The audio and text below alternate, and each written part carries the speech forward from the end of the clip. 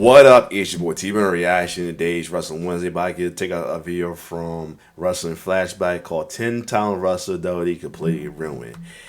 You know, WWE always have their moments as well too. I mean, we just doing better than usual before, but now it's like it's doing good right now. But you know, Duddy always had his ups and downs. I mean, what is currently or now here and there as well too. Especially when it comes to the talents they have on the roster, especially on the main roster.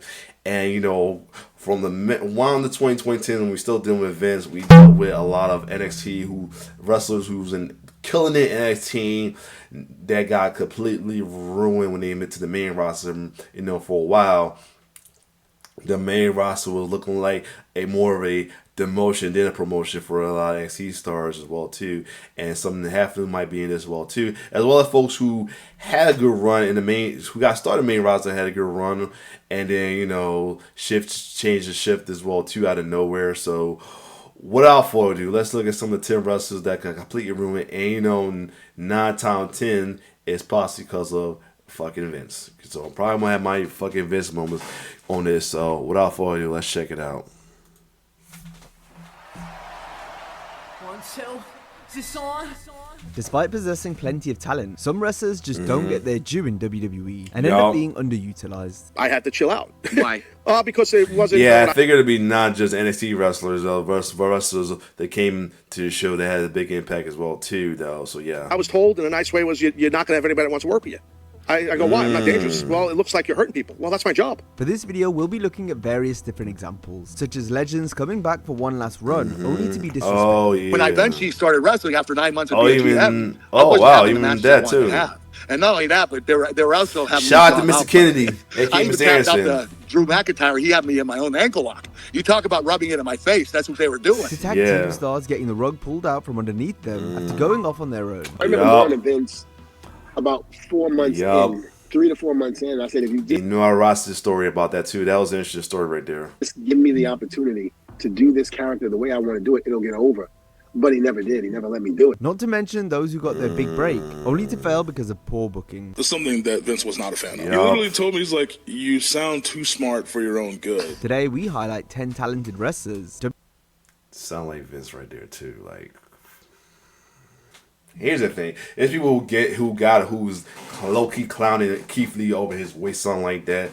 I'm like, hold on a second, I'm about to put some lotion on my elbow, but yeah, was clowning Keith Lee because how his voice is there. I like the way he did his promos in that little sick little voice right here, saying like a little stink voice he had. It was pretty cool, man. It was different, and you know, it definitely made him seem different for the rest though. And I low-key and speaking of Keith Lee, I was in the post they talking about his little moment in Royal Rumble with Brock Lesnar, and he had a good moment though. Like he had the potential to put the flying big guys on the map though, back on WWE. We haven't seen it in a while because you always seen the other companies like TNA or the Indies as well too, or the Internationals, and now AEW. But you know, when NXT with him, Ivar of the Viking Raiders or the War Raiders as well too, as well as and you know, right now you got Jacob Fatu in there, but before that, we thought Keith would be that one, but you know they didn't let him utilize him the way he wanted to be. So yeah, but I mean we got now with Ivar and Jacob Fatu and currently the walking Foot Locker Bronson Reed, but still. He definitely could have been the pave the way to bring back the flying big man we haven't seen in WWE in a while since Vader and Bam Bam Bigelow. But let's keep going. WWE misuse. And I had a match, and then my daughter was like Cara. that. How come you always lose? And that was tough, man. I didn't know what to say to her. Mr. Perfect's return to WWF in 2002 got off to his return was like almost forgettable. That's how bad it was with that. a terrific start as he was one of the final 4 in the Royal Rumble. Yeah. Although we would quickly learn what Perfect's position was going to be upon coming back, since he was predominantly used in an enhancement role on the C shows. Why did they let him get down to the Final Four if they didn't have a long-term deal planned? Yeah. Nostalgia, and Kurt being a great worker, and other guys wanting to work with Kurt. Within a couple of weeks of him signing, though, it seemed like they had already given up on him. He made several of the syndicated shows, but never did much. The WWF tried to redo some of the skits that really got him over. I do remember the vignettes, and they were shot at TV. They were shitty in comparison to the originals, but it just wasn't there this time around. It was rare to see him get a win, which was unfortunate, as this was no way to treat such a legend. Sadly it was like, and this before, not too long before he passed away, and then sadly, like by that time, sadly, if you think about it, it was almost forgettable. You didn't even realize it. I mean, it'd be some. I would be surprised some smart asses who would say this never exists. You know what I'm saying? You know, there's people that do this about a lot of wrestlers. Fun. It's people that say that Sting never appeared on WWE because how bad that booking was. So there's people who live by that word in a way. It's crazy. So I won't be surprised to do the same with this. Transmission. You're gonna need to be the perfect pick into the ropes. As it's got a locked in. The sound when his butt starts beeping, he's back. He put a towel in his face, but yeah. Why was the like King while he left me to go? Yup. Understood that was his role when he came back. You know, is to try and help some of the young guys, whether it's in the locker room with words of advice or whether it's in the ring and showing them and putting that advice into action. He can see the light at the end of the tunnel. My run. This must be the vignettes for him after he passed. It's almost over. Perfect was let go following the plane ride from hell after the Insurrection UK pay-per-view. While in the air, Perfect and Brock Lesnar got into an amateur wrestling match and slammed into the emergency exit door, which scared the flight attendants. You become concerned when two 250-pound plus guys start wrestling around near the emergency exit. I guess when everybody got together at TV, it was decided that he started it and he needed to go. Yeah. And he had too much to drink is really the root of this. Is that fair? Man. From what I hear, yeah. A lot of people did. Another wrestler whose later run with WWE completely missed the mark was Shelton Benjamin. Yo, many fans believe facts. Yeah, man. We came back. We was hype as hell, but they capitalized off. I mean, the closest they had a little more capitalization was with the Hurt Business. By the time Hurt Business was heel, and then most of us couldn't root for him. So, I mean, and I'm not going to get to know more there with the Hurt Business, not with the fashion and stuff, but because of other fans over the Hurt Business. But yeah, let's keep going. He was underutilized in his first go around with the company, as they seemed to go hot and cold with him all throughout. But in his second stint, there was absolutely no question the former gold standard was badly misused. Shelton wasn't crazy about coming in as part of a tag team with Chad Gable. Let me introduce you to Shelton Benjamin. And then the little Vince, he was just. Yeah, that was a little low key cringe too. Ain't gonna lie. As they appeared on a few pay-per-views. After Gable was drafted to Raw, Benjamin would get lost in the shuffle, making only sporadic appearances on screen. Like that, cut a good promo about winning the 2018 Money in the Bank, but he never got put in the match. Money in the Bank. Yeah, that was crazy. We didn't put him in the Money in the Bank at all. You know, he missed the Money in the Bank spot wise in the way. I made famous some of the biggest highlights of my career. And they didn't put him in there. That was a missed opportunity right there. The best highlight is real. Then there was some bizarre this right here. Who do you think will win the WWE Championship at Extreme Rules? What the hell? Yeah. Nah. It wasn't until being paired with the Hurt Business that Benjamin finally had something to sink his teeth into again. They had a great run, which was cut short far too soon. When I initially got the news, I went to Vince and I was like, I've been there. I returned there. I've been there for a few years with nothing happening. And I was like, I finally have something that we can actually work with that can elevate me. And his comment to me was, we've gone as far as we can with Hurt Business. I mean, it started, it seemed. Yeah, nothing I can do for this person seems to help. Like, I'd be good enough. Yeah, nothing's good. I feel like if they had the time enough, they would have been like a cool end to their faces, especially if they had got time around the crowd. The crowd would have loved them. And say, thank God. I said, this is where I will always give AEW the one up on WWE with them, because they actually capitalized on the crowd reaction and made them baby faces in a way, or to some anti-hero faces, to those who don't want to associate faces to them because they feel like they're not faces. And I hate people like that. They don't want to associate a certain wrestler to a face because their action and stuff like that don't to them ain't face, but they're going against other heels, so that's facing another be a face, but whatever.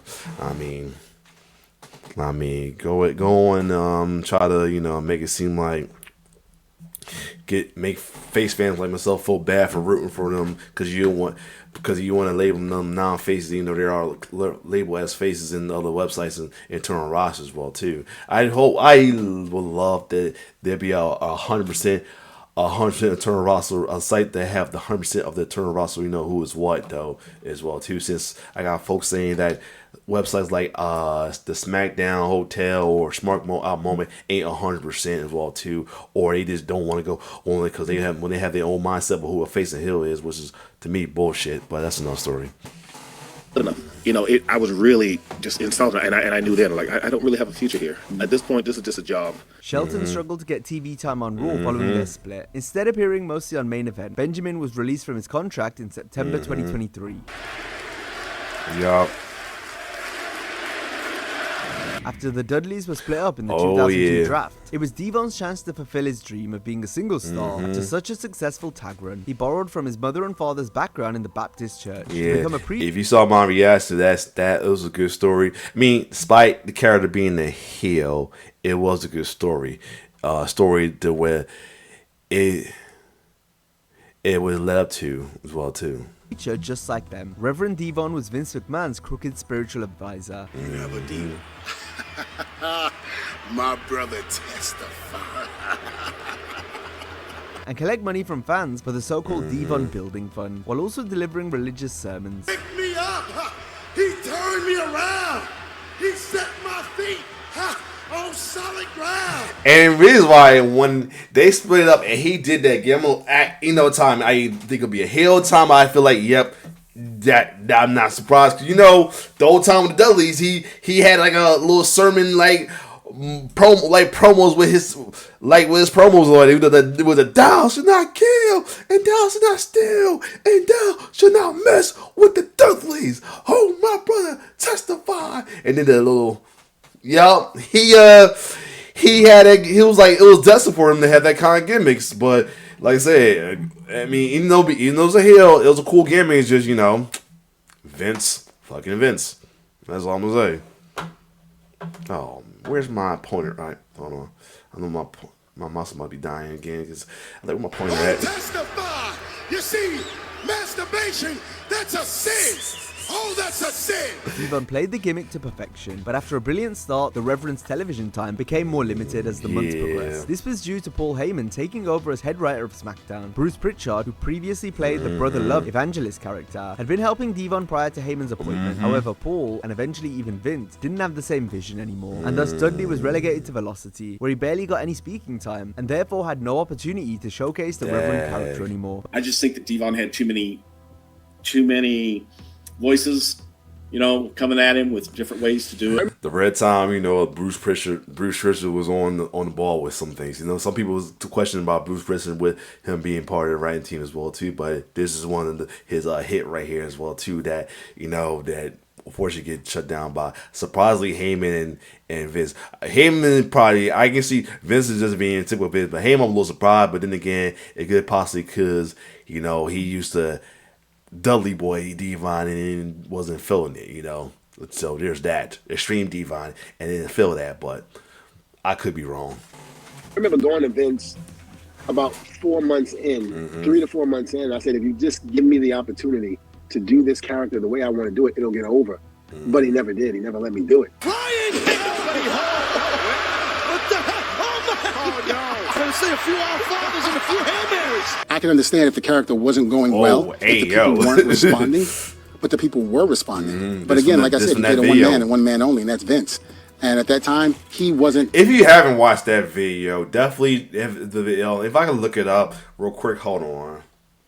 It's a good video to watch as well, too. If you haven't watched my reaction, you watch my reaction, but you want to watch, let me see what the name of it is called. It was a good video to watch.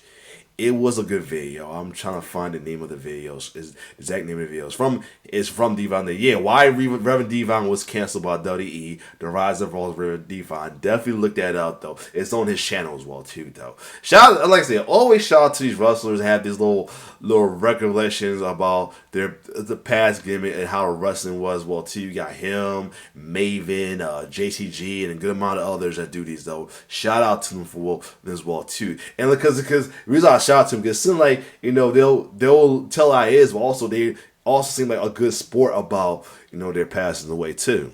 So yeah. He wasn't excited about the character. So by November, Devon was back teaming with Bubba again over on Raw. These days, Reverend Devon may be best remembered for introducing Dave Batista to the main roster. Although their alliance was brief and Batista was still very green, it's interesting to look back at how he got his start. Grand Metalik was one of the most outstanding wrestlers on the roster during his time with WWE. You would have never known that based on his booking and how toned down his matches were compared to what the Luchador was truly capable of. The Lucha House Party, man, they could have did so much better with it. But again, the Cruiserweight Classic and the 205 Live, the earlier 205 Live was underrated, man.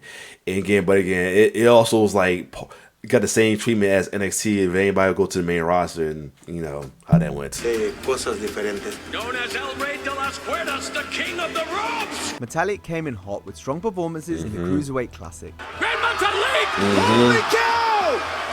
And one thing about that, you know, the Mae Young Classic though, it put eyes to folks that, you know, that wouldn't sign WWE, that was big in the Indies or other promotions as well too, that you that gave them a better following as well too. So, standout competitors on the 205 Live roster. Yes, 205 Live. Yes. But despite being among the division's most accomplished talents between the ropes, the Luchador never got a one-on-one match for the actual Cruiserweight title in WWE. With a gun like that, somebody needs to bring a scale out of here, because there's no way you're under 205. Metalik also only won 2 singles matches on Raw and SmackDown during his entire 5-year run with the company. Top rope delivers the elbow to Nakamura. Stacks him up, shoulders are down. Grand Metalik has pinned Shinsuke Nakamura. Yep. The cover on Miz. Yep. He was later a part of the Lucha House Party trio, but they were mostly used to put over other wrestlers. Oh God, oh my God. Hurricane right up to the top of the pod. And now Metalik, wow, New Day take it out. Metalik requested his release at the end of 2021 due to lack of opportunities. Sin Cara was another Lucha star who quit WWE due to not being... Well, the thing with him is just, I don't know, he just couldn't work with his style because he was clumsy in the ring, but I doubt since Mystico is who he really is, was legendary in the Lucha scene, just... I don't know, he just couldn't work with WWE style or something, but he came out clumsy, unfortunately. Happy with his place on the card, though we're not referring to Mystico, who initially donned the mask, but rather Hunico, who the Hunico one. At the end okay, the Hunico. They talking about the Hunico one. All right, but you know, like I said, Mystico, fortunately, he was too clumsy, but Hunico, he was a good little takeover for a while as well too. 2013. However, he wasn't afforded the same opportunities as the original. The second Sin Cara received a small push at first, though it wasn't long until he was frequently on the losing end. Despite this, he continued to move plenty of merchandise, such as action figures, while also being featured in a movie with Scooby-Doo. But none of this that was a cool, cute little movie. The Scooby-Doo with WWE. That was a cool little crossover right there as well, too. Especially when they had a crowd going along with him with the Cena, "You Can't See Me." That was pretty cool. Even though the PG era was in full swing, goofier acts like Los Matadores received more exposure on TV because they had a miniature bull mascot. A successful spell in NXT tagging with Kalisto saw Sin Cara return to the main roster, where he began to pick up some wins again, while also featuring on pay-per-views. He's being held hostage by... Oh, man!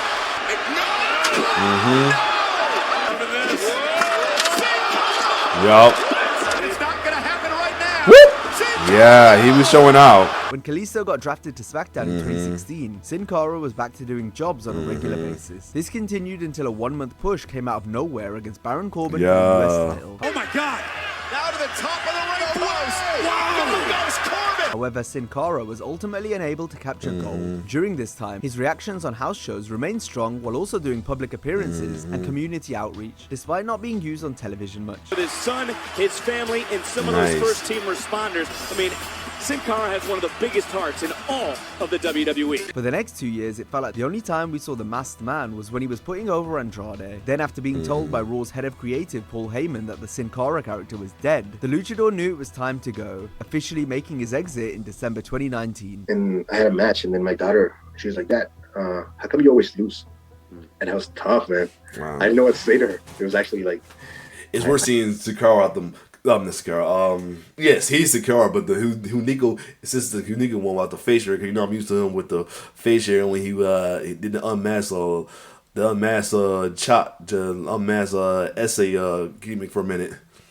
I didn't know what to say to her. I was like, I remember I was like, oh, don't worry about it. It's just my job, baby. Like, I get paid the same. When I say something like that, I didn't know what to say. Colt Cabana wasn't your typical WWE star, but there was definitely a place for him on the roster, especially as a comedy act. Scotty Goldman. And popularity on the independent scene. He was signed after numerous wrestlers suggested him to the office, but Colt ended up being used exclusively as a jobber, who sometimes got an entrance. I'm in a box. I'm trapped in a box. Hey, there I am! Wait, two Scotty Goldmans in two different places at the same time? Here Monday, this Monday night, as you see the team of Funaki and Scotty Goldman. Sound like a law firm from Manhattan. He was referred to as Scotty Goldman due to his Jewish heritage, which he explained in an interview with the Canadian Jewish News and Wrestling Then and Now. I had a meeting with Vince McMahon. It was the only meeting I had with him. And I remember him asking me, like, are you Jewish? And I said, like, I am, but I'm not like a super Jew. And that was the only time I made him laugh. But hindsight, 15 years later, that would be funny too. But I get why he said that, because he don't want he got that that strict Jew past. Do you have a gimmick in your mind that you haven't given to a wrestler that you would love, that you would like to see played out? Then he's going to give me something that is his idea. Even though he lost every match on TV, Cabana had a WWE.com web show called What's Crackin', which was ahead of its time in some ways. You know it. Oh wow, he was doing the woo woo as an edgehead when he had the long hair and all that. Okay, that's interesting to see that though. Though Colt wasn't very comfortable with the show's branding, which he felt went overboard with the Jewish theme. Like instead of a Batman symbol, it was like a Jewish star. So like my humor didn't have really any Jewish, but like they kind of forced it in. I thought it was a bit anti-Semitic. Like I really didn't like it, but in the WWE, the culture is so wild. He wanted to be the WWE's version of Seth Rogen or Jonah Hill, but the older writers weren't interested, likely because they didn't know who either star was, since the company always seemed to be behind the curve when it came to what was popular outside the ring. Cabana was even tone deaf and out of touch, man. Steady. Since the days. The most viewed wrestlers on WWE's short-lived social media network. He was eventually fired after being defeated by Umaga on the February 17, 2009 SmackDown. The match had to be recorded twice, although Colt was never given a reason as to why. Cabana has had a few different offers to return since, under various roles, but turned each of them down and has no regrets about doing so. In NXT, Keith Lee was one of the most muscular performers on the brand. He always impressed, and fans believed surely there was man, it's so disappointing how they did not capitalize this at all. Not even try. Not even a good try. They thought they had a good try, but not even a good try. The powers that be could screw him once Lee moved up to the main roster. Keith even received his own 24 documentary on the WWE Network, which included many legends praising him and showing how hopes were high upon joining Monday Night Raw. Vince McMahon, however, did not share all these sentiments. He immediately tried to change Lee, from having him tone down his style in the ring to covering up his physique. Cameras picked up Vince's first interaction with Lee after becoming a Raw talent, with the chairman making it known how things had to change.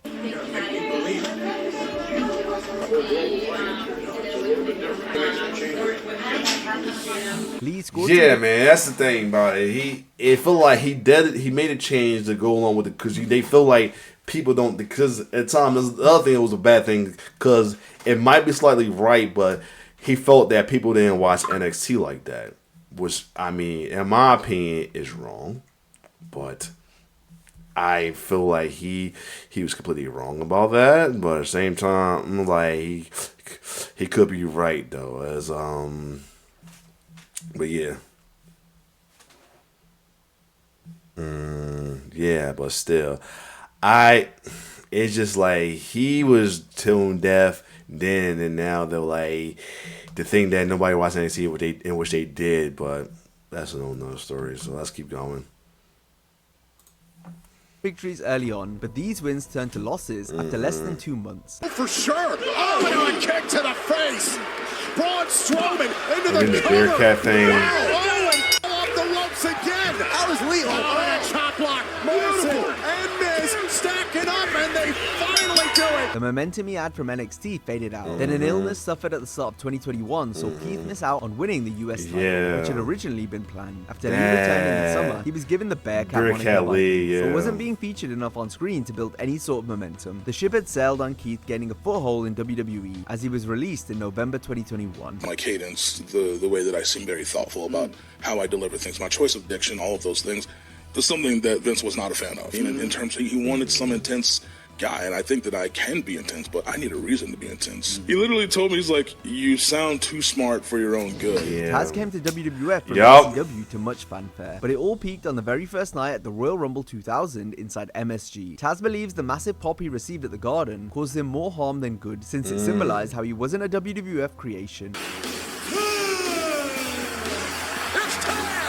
Then, during his subsequent match with Kurt Angle, the ECW legend thinks a moment of hesitation on a German suplex signaled to the back that he was unsafe. Oh no, punch yourself, Kurt. Taz, waistline. Oh my gosh. Taz was not dangerous. That was my idea. I told Taz to give me a German suplex and throw me really high in the air, and I would flip over to my stomach. That was all my call. And I'm not sure why Taz didn't tell the office that I'm the one that chose the move. Taz was never dangerous with his suplex. The human suplex machine was then put up against people such as the Mean Street Posse, Hold on a second. I'm back. Let's keep going. But yeah, that sucked that just because that little hesitant move was almost cost him in a way as well too. Though, just like I said, well, I don't think it was like a like I said, Kurt Angle is like it was Kurt Angle call right there, you know.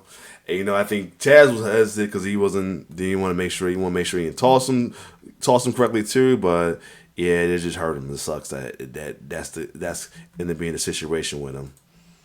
Prince Albert and the Big Boss Man. The fact Taz was being programmed with such lower card talent right from the jump did him no favors, especially since the Radicals, who came in from WCW a few weeks after Taz, were working main events featuring the likes of Cactus Jack and Triple H. Taz knew his run was doomed early on and decided to change his attire, the reason being that he didn't want to associate his ECW look with his awful WWF stint. I started out for a couple of matches doing my same style I did in ECW. Suplexes, submissions, joint locks, and I had to chill out. Why? Because it wasn't what I was told in a nice way was you're not going to have anybody that wants to work with you. I go, why? I'm not dangerous. Well, it looks like you're hurting people. Well, that's my job. So I see. So guys don't want to be, the WWE guys at that time maybe don't want to be in the ring with a guy who's not 6 feet tall, who's looking like he's kicking their ass. Correct. Yeah, and it wasn't the talent that was saying that. I felt the office in WWF at the time felt like, it probably was the office, because if you think about it, you have your guys who's smaller than your average beating up your big guy. They gonna feel like it's not a good look. It's gonna in a dumb way. They gonna feel it's not a good look, which is dumb. Be honest, it is dumb to think like that. So yeah. I don't think this is going to create a bad vibe amongst our locker room. Being easily beaten by WWF champ Triple H on a Philadelphia SmackDown in April while holding the ECW title may have been the nail in the coffin for Taz. There's two! It's over! Triple H defeats Taz! This would be the last time he was seen as anything close to the main event or even upper card. Cover by Crash! Hook in the leg! Nobody's gonna get up after that! Crash Holly retains his title! The Big Show in trouble! Not out! It's 500 pounds! Crashing into Taz! Breaking the hold! Look! Taz! Look out! Set up one out! Oh! Taz is hammered! Taz never got out of the blocks! His best work over the next few years came as an announcer rather than a wrestler, and that's even before he stopped wrestling. Commentating full-time in 2002. Look at Taz! This man was a killer! He was a machine! He was a wrestler! And now he's a fat, little, obnoxious color commentator, and not even a good one! Taz may have had... I wonder that, first off, I always feel about that little that promo right there. Definitely one of my conflicted dilemma in a way, because at the time this is an invasion feud, and Alliance, Paul Heyman and Alliance were the heels, and Vince and Team WWE was the baby faces. But what Paul was saying was kind of true as well too. But I feel like that part when he said about Taz, I think Taz going there was and choking him out was low key part of script to push WWE as still the babyface, but in a way personal in a way, in my opinion, because Baby did hit a little below the belt with that comment though, for real. With the comment though, you gotta think about that right there. He went a little below the belt right there. Anyway. Had an amazing debut in the Federation, but it was truly all downhill from there. He was just another. Oh yeah, this joining gimmick. WWF in the fall of 2000, Raven was paired with his fellow ECW. Raven too. Yup, Raven went downhill too. Yeah. ECW icon Taz, which given his position on the card wasn't ideal. And you know, I always talk about how that feud with Taz and Laura was a little underrated feud right there. I ain't gonna lie though. What about me? What about me? What about Raven? In saying that, Raven found himself in a better spot than Taz by the start of 01, since Raven did well in the hardcore division as the champion. He stuck around the mid-card during the invasion, but 2002 was where things really began to fall off a cliff. Raven was banished to Sunday Night Heat after being pinned in a loser leaves Raw match versus quite the far cry from their days wrestling in ECW's most personal feud. And Raven and his bad hair are going. While on Heat, Raven was given the green light by the higher-ups to craft a 7 Deadly Sins storyline to his liking. However, he was mostly working with jobbers and lower card talent, as opposed to... I kind of remember that. I low-key remember that, because I think I was Ashley was one of the few was probably faithfully watching the secondary shows to the main shows, because, you know, Heat was the secondary to the C show to Raw, and Velocity C show to SmackDown, so yeah. The main eventers the story was intended for. The angle was scrapped after a short time, and Raven was released at the start of 03. Raven said he was so disillusioned with his time in WWF that he stopped watching wrestling altogether in 2000 that sucks and right never there. tuned back in. You said that you overheard Vince McMahon say, "Who the F hired Raven?" No, I didn't overhear. Michael Hayes Wow. told me that he heard that. Michael Hayes. Wow. Michael Hayes said that he was in a booking meeting, and Vince said that. Okay. Yeah. What about me? How they do? Because they did the Taz one. I'm like, how they did Austin Mock and Taz. I'm like, how are they gonna do the same thing with Raven? Raven, nevermore. You suck. Yo. Stone Cold. Oh shit! Spoke about a legend in Mr. Perfect coming back for one more run and being jobbed out, and the same is true for Kurt Angle in WWE. Angle was finally home, but Vince wasn't going to forget his past issues and leaving for TNA 11 years earlier. This is likely why the chairman waited to put Kurt in the ring to see if he could really trust him. The Olympic gold medalist was ready to compete, as seen from his great spell on the Indies, but McMahon instead made Kurt Raw general manager. Vince had Angle reciting pages of unnatural scripted promos while not being allowed to showcase his charisma. This was a mistake and a huge waste of a physically fit Angle. Kurt did well wrestling a few one-off matches, but by the time he was allowed to wrestle on a regular basis, again over a year later, it was too late. He had spent too long inactive from competition, which meant he lost a step and was much slower between the ropes. Oh, the straps come down. That's bad news. Oh. And Elias eliminates the Raw general manager. When I eventually started wrestling after 9 months. Y'all thinking right now, and Cena's retirement tour running was bad. It's bad right now. Yeah. The way they did Kurt's retirement run, it was just... To be a GM, I wasn't having the matches I wanted to have. And not only that, but they were also having me job out quite a bit. I even tapped out the Drew McIntyre. He had me in my own ankle lock. You talk about rubbing it in my face. That's what they were doing. He's got a tap out. Sadly. Yeah. Oh my god. Yeah. Even still, the way Angle was booked was highly disrespectful, since he was made to do clean jobs in short matches against mid-carders. You know, they kind of stuck it to me. It just was a little crazy how they really didn't want to do anything with me. They just wanted me to do jobs for the wrestlers. And Kurt believes this may have been Vince's way of getting back at him for how things went down in 2006. Things came to a head at WrestleMania 35, where Angle lost his retirement match in 6 minutes to Baron Corbin. I'm not the worst, man. That's why people are dreading Cena's final match as well, too. They hope they don't have the same situation with Kurt Angle. Crazy about wrestling Baron. Only because of his status at the time. But I think maybe the company might have been a little bitter about my departure in 2006. And you know, heading to TNA for 11 years and then coming back. When it was mentioned in a production meeting how much fans hated the idea of this matchup, McMahon laughed it off and said, F the fans. Now, if you enjoyed this video, be sure to... That's his damn problem. That's what's his problem right there. He didn't give a damn about the fans, right? For real.